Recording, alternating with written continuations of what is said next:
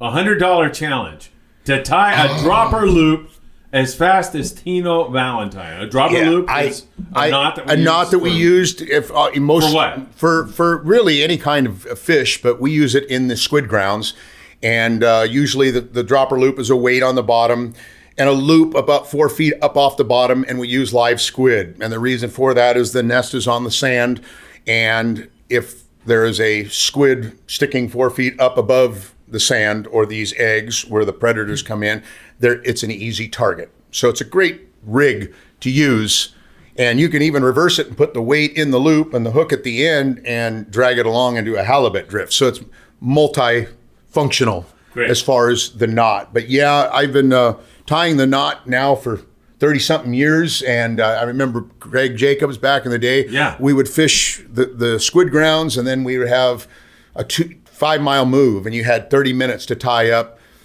25, 30 people's dropper loops. And if you didn't, he'd come out, you got everybody tied up? And I'd be like, well, no, you're like, you get on me, right? So I had to figure out a way to tie a dropper loop until one day he came out, you got them all tied up? And I'm like, yeah. He's like, be loney, you do not. And I'm like, yeah, I do.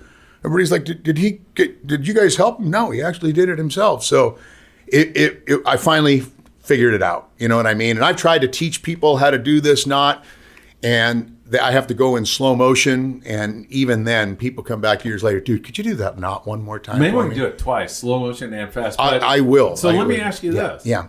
Have you ever had anybody beat you? Not even close. Get out of here. Nobody? Not even close. Not another deckhand or skipper or captain or anybody? I try to teach my deckhands. Do you know how to tie a dropper loop? I do, but I don't think I can beat nowhere. Yeah, I threw out challenges over the days and won quite a few cheeseburgers. Are you throwing one out right now? Yeah, man. I mean, I'm not as fast as I used to be. It definitely, I've lost a little kick in my get along, you know what I mean? But at one point, I think it was 4 seconds, probably 5 or 6 seconds. Hey, is somebody going to time this? Alex, can you time this? Timer guy. Yeah, we got a timer. Yeah. Anyways, we have a rod right here that we brought in because... There we go. Oh, you already tied it. Yeah, no wonder. We have a weight tied on here, and the weight is good for to keep the line down. You know what I mean? It kind of, you need pressure on one end and you need pressure on the other end. I want you to hold that. Okay. So if I can, now. Here we go. Yeah, if I can do this for you.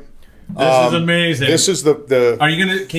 Can you do this and do the sheep's head call at the same time? Impossible. Okay. Don't ask me, because I guarantee you that can't be done. You need both hands, but you want to grab probably about this much line if you're seeing that, and start your loop about here. And I'm going to stand up. It might be a little easier for me. Okay, hold that right there. Yeah. And it goes something like this. Ready? Yeah. Go. There's your dropper loop. That is freaking fast. Okay, and for the most part, and that is perfectly tied. That's perfectly tied, and I have tied this knot 1,747,000 times in my life for passengers, and it works. 3.71. I just beat my world record right there. Did you? Yeah. I used on Friedman Adventures. 3.71. On Friedman Adventures. I feel honored, lucky right there. Oh, so at any rate. That was amazing. Yeah. Is there some sleight of hand trick that you did there now? Or is this like... No. I wasn't paying attention. Was that not there before this all happened? I don't think so. That's pretty damn good. No, that was, that just, and again, I could probably do that. Want to do another one? I'll do another one because we use, yeah. One more fast one and one slow one. Oh, okay. All right, you got to do two more. All right. Are you timing again?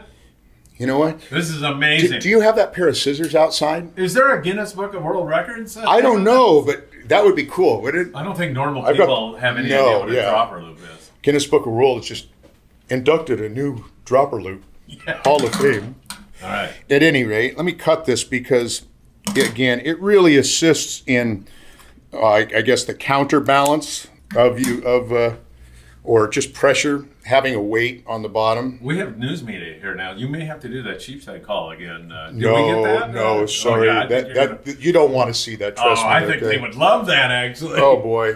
This is the hardest part about getting old, is seeing fishing line, especially when you're fishing Corbina. It's 2 and 4 pound. Oh, my Lord. 90 years old. Might as well be using spider web.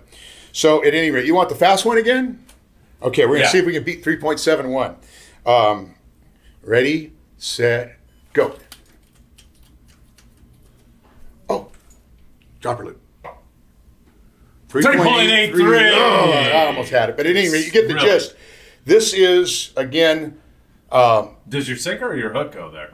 No, the hook goes in the loop. The weight's on the bottom. And again, the reason for this is you want to get that bait suspended above a squid nest. And again, when these predators come in the morning, primarily at gray light, they're looking for these squid that aren't back in the nest or haven't gone into deep water. Good rig for white sea bass, one of the best rig right here ever for white sea bass, yellowtail, halibut even. Man, we caught tons of this.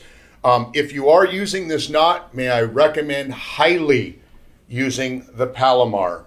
And I want to give you guys a really good explanation, the reason for that. 99% of the time you're hooking big game and you just take your hook and you put it through the eye, like people like to do, right, and then wrap it back around your hook, okay? And you'll hook your dream fish, your 45-pound sea bass, and it runs and all of a sudden it breaks. And what happens? This comes in and it's cut from both ends and you have two single things. And the reason that happens is because a lot of the manufacturers' hooks where they're machined, the eye, it's a razor blade in between that. That eye does not come down and meet and is not milled to perfection.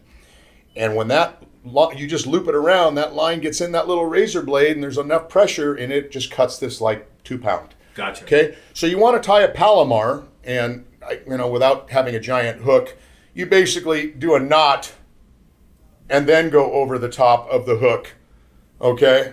And at that point, if this was the eye of the hook, your line is on the end of the eye. It's not in the gap, and it can pull as hard as possible. Matter of fact, if one of the lines even breaks, the knot is so strong that the other single strand will stay connected. That's great. And you can still catch that fish. So, do you need him to do that slowly one more time? Yeah. Yeah, okay. So now we're going to do... Are you going to time him on this one? Or do you need a hook?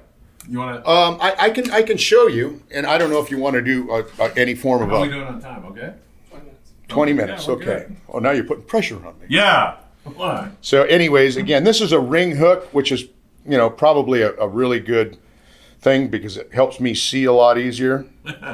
But again, if you just slide your hook through that and then go over the hook one time and pull and cinch, it goes right into that gap. Okay, this is a ring hook, so that's not the case. Yeah. And again, the Palomar is just set it through the eye, you tie a knot, and then go back over the hook.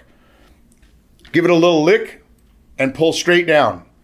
Now, as you can see, both strands are on the end of that hook. They are not in contact with the eye and the gap, which is a razor blade, and that is a must. And I'm guessing if you don't know how to do that and you walk on the Freedom, guys will show you how, right? Every time. Good. Our crew is as good a crew as you can find anywhere on the planet. Absolutely. These guys, again, we all thrive for the same thing.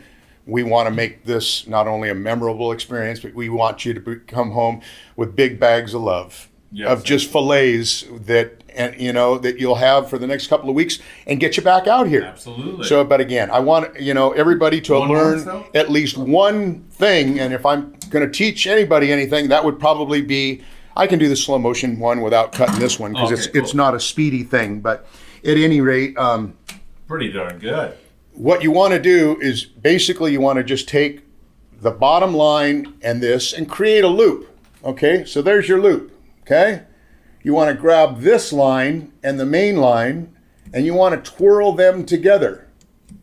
Okay, once you've done it 4 or 5 times, you open it up, grab the other line, pull down. Okay, I can't do that any slower than that. And with word by word, blow by blow description. Damn, that is awesome. So that's the 4-second dropper loop, which 3.71. Still taking challenges, by the way. Beers, cheeseburgers, $100 bills. We're in. I'm looking for it.